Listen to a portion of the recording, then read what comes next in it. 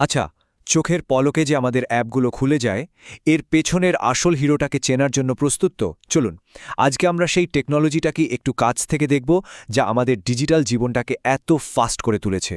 এমন অভিজ্ঞতা তো কম বেশি সবারই আছে, তাই না? খুব দরকারি একটা অ্যাপ খোলার চেষ্টা করা হচ্ছে, অথচ সেটা লোড হতেই ৫ সেকেন্ড লাগিয়ে দিল। কি যে বিরক্ত লাগে তখন। মনে হয় যেন ওই কয়েকটা সেকেন্ডের জন্য সময়টা একদম থেমে গেছে। আমরা তো আসলে চাই সব কিছু হবে ইনস্ট্যান্ট, চোখের পলকে। কিন্তু অ্যাপগুলো মাঝে মাঝে এমন স্লো হয়ে যায় কেন? এর পেছনে কারণটা কি? তো এই যে বিরক্তি, এর কারণটা কিন্তু বেশ গভীর। চলুন একটু গভীরে গিয়ে দেখি আসল কালপ্রিটটা কে। মানে কেন আমাদের পছন্দের অ্যাপগুলো হঠাৎ করে এত স্লো হয়ে যায়। সমস্যার মূলে আছে আমাদের খুব পরিচিত কিছু জিনিস, যেমন এসকিউএল বা মাই এসকিউএল এর মতো ট্র্যাডিশনাল ডেটাবেসগুলো। এদের কাজ করার ধরনটাই এমন যে এরা সব তথ্য জমা রাখে কম্পিউটারের ফিজিক্যাল হার্ড ড্রাইভে। ব্যাপারটা এভাবে ভাবা যায়, ধরুন অ্যাপটাকে প্রতিবার একটা নির্দিষ্ট তথ্যের জন্য হার্ড ড্রাইভের বিশাল এক ডেটাস্তূপ ঘাঁটতে হচ্ছে, আর এতে যে অনেকটা সময় নষ্ট হবে তা তো বোঝাই যাচ্ছে। আর এর ফলাফল খুবই খারাপ। একদিকে ব্যবহারকারীর মূল্যবান সময় নষ্ট হচ্ছে, অন্যদিকে পুরো সিস্টেমের উপর পড়ছে অমোষ চাপ। আর সব মিলিয়ে অ্যাপটা ব্যবহার করার এক্সপিরিয়েন্সটাই একদম বাজে হয়ে যায়। কিন্তু ভাবুন তো, যদি এমন কোনো উপায় থাকতো যা দিয়ে এই সময় নষ্ট হওয়া আর সিস্টেমের ওপর চাপ দুটোই কমানো যেত। এখানেই একদম হিরোর মতো এন্ট্রি নেয় রেডিস, আর এসেই এই স্লো গেমের পুরো নিয়মটাই পাল্টে দেয়। রেডিসের আসল পাওয়ারটা কোথায় জানেন? ওর কাজ করার পদ্ধতিতে। একদিকে ট্র্যাডিশনাল ডেটাবেসগুলো স্লো হার্ড ড্রাইভ ব্যবহার করে, আর অন্যদিকে রেডিস ডেটা স্টোর করে সরাসরি কম্পিউটারের সুপারফাস্ট মেমোরি মানে র্যামে।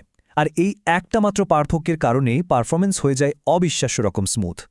এই কারণেই রেডিসকে বলা হয় একটা ইন মেমোরি সিস্টেম। যেহেতু সব ডেটা র্যামের মধ্যেই থাকে, তাই সেগুলো অ্যাক্সেস করা যায় প্রায় সাথে সাথেই, প্রায় ইনস্ট্যান্টলি। এটাই হলো রেডিসের আসল সুপারপাওয়ার। কিন্তু প্রশ্ন হল, শুধু মেমোরিতে ডেটা রেখেই কিভাবে এত স্পিড পাওয়া সম্ভব? চলুন এবার দেখি এই টেকনোলজিটা আসলে কিভাবে কাজ করে। এর পেছনের ম্যাজিকটার নাম হল ক্যাশিং। আচ্ছা, ওয়েদার অ্যাপগুলোর কথা ভাবা যাক।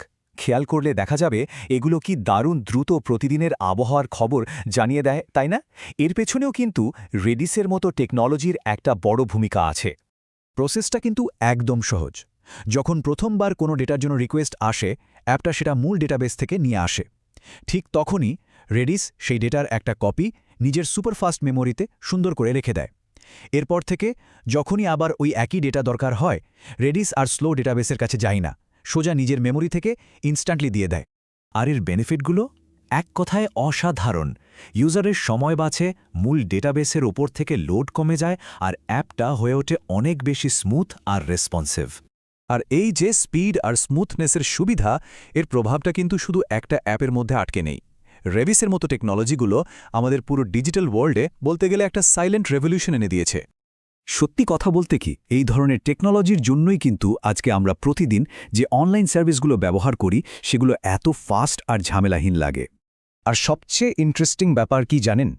Amazon web services, Microsoft Azure, Google ক্লাউডের মতো দুনিয়ার সবচেয়ে বড় বড় ক্লাউড প্ল্যাটফর্মের রেডিস একদম সহজেই ব্যবহার করা যায়।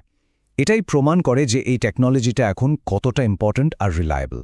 তাহলে শেষ করার আগে একটাই প্রশ্ন, একবার শুধু ভাবুন তো, পর্দার আড়ালে থাকা এই অদৃশ্য কিন্তু সুপার ফাস্ট টেকনোলজিগুলো ছাড়া আমাদের আজকের ডিজিটাল জীবনটা ঠিক কেমন হতো?